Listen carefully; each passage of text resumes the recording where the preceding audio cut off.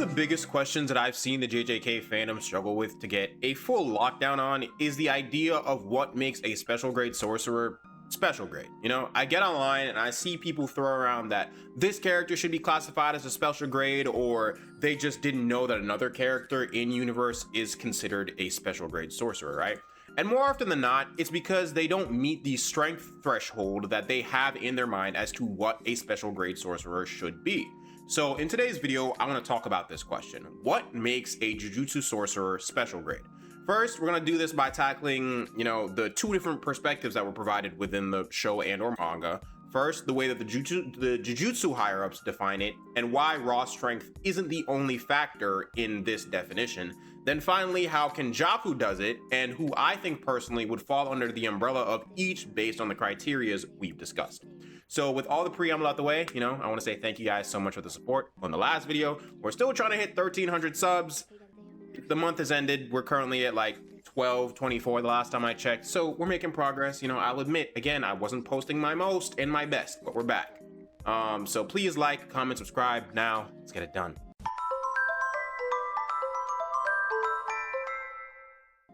So getting into the main portion of this video, I think it's very important to establish the common definition that's agreed upon by both of our sources, right?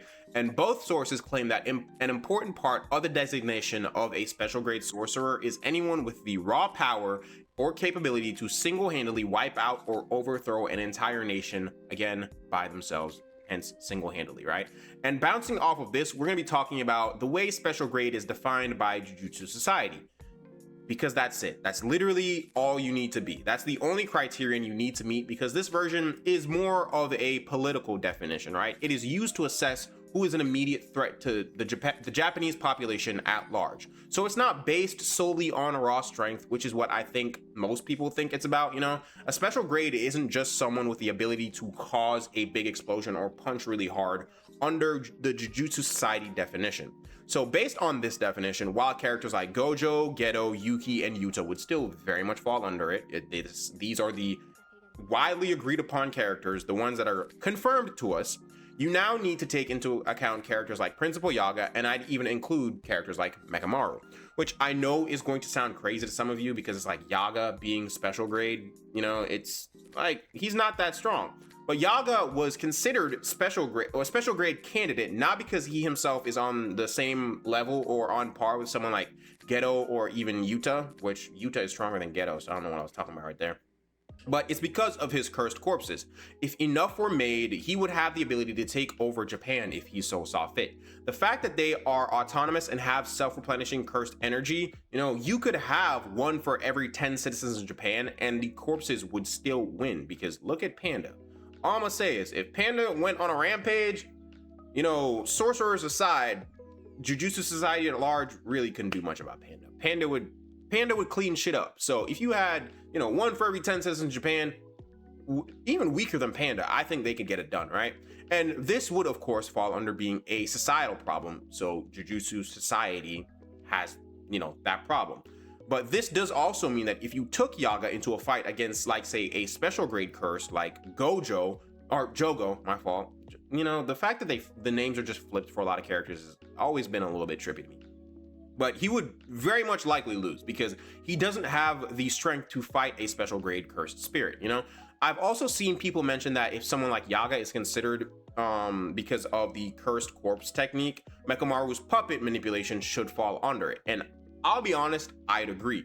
Because while they do have the same curse technique, and based on the application, I'd say Yaga definitely uses the technique better, because a good common denominator that I've found between people who aren't confirmed special grade users is that they just are really good at puppet manipulation. Like, all the characters under Jujutsu Society's definition of special grade, other than the 4 that are established that could be candidates, they're just really good at puppet manipulation. I'm just going to, get that out the way, right?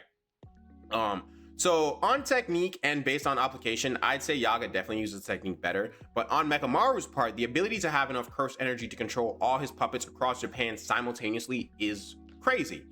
It would be like a Terminator invasion in Japan. And before someone mentions it, I know that the robots are weaker, than the cursed corpses, but I'm talking about the sheer ability to take over Japan, right? And again, another character that is considered special grade. There's also Druve from the Culling games, which if you know what his technique does, you would understand why, you know, he is, because we were shown it. We were also told about it. And again, he's a puppet manipulation user. Like, he's just really good at puppet manipulation. But moving on to Kenjaku's definition of what a special grade is, the most important takeaway from this, other than the, you know, common definition, is factoring their utility and the value of their technique and its application within the Culling games, right? That entire definition is what I think most people are referring to when they say someone is a special grade, or at least has the potential to be, right? That's the how hard do they punch metrics. Kenjaku is literally the power scaler of the Jujutsu Society or the Jujutsu Kaisen universe, right?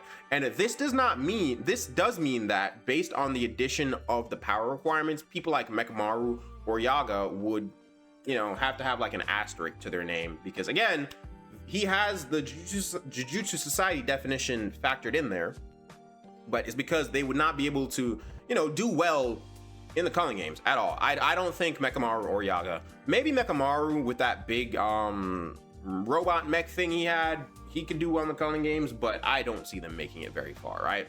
And we can start counting a whole lot more characters for consideration, such as Hikari, Maki, Toji, and yes, even Kashimo, because even as much shit as I give Kashimo fans, I can admit to you that he is a strong guy. He's top 10 in the verse. He's not top 5 and he's not top 3. He's top 10 though, I'll give you that, you know?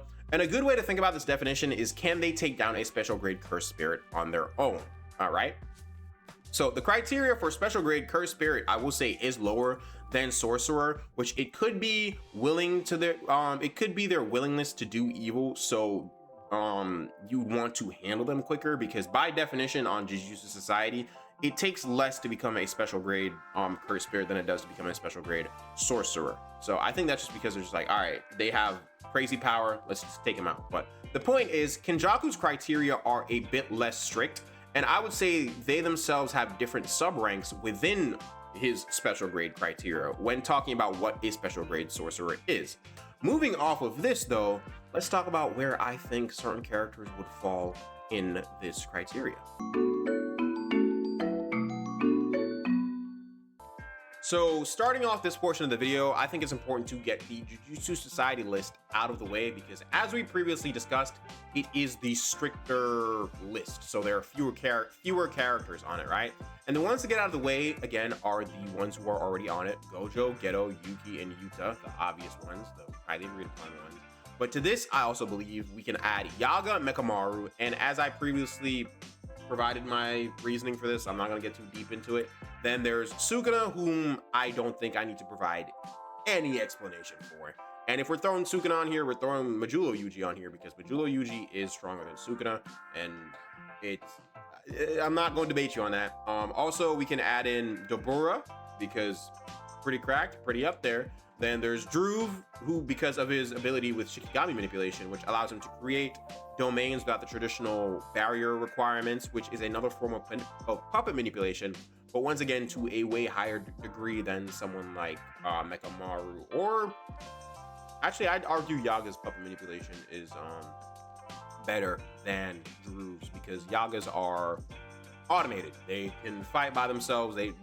Yaga doesn't need to put any input on there, and from what we've seen, they're very loyal to Yaga and what he wants to do. So that's why I would say Yaga is better at puppet manipulation than Druve, but I do think Druve has more destructive capabilities, right? And that would be it. You know, I can't really think of any other character who would fit in here on this list. So if you do have any ideas, you know, let me know down below. You know, I'm not perfect. I'm not the Jujutsu Kaisen know-it-all guy.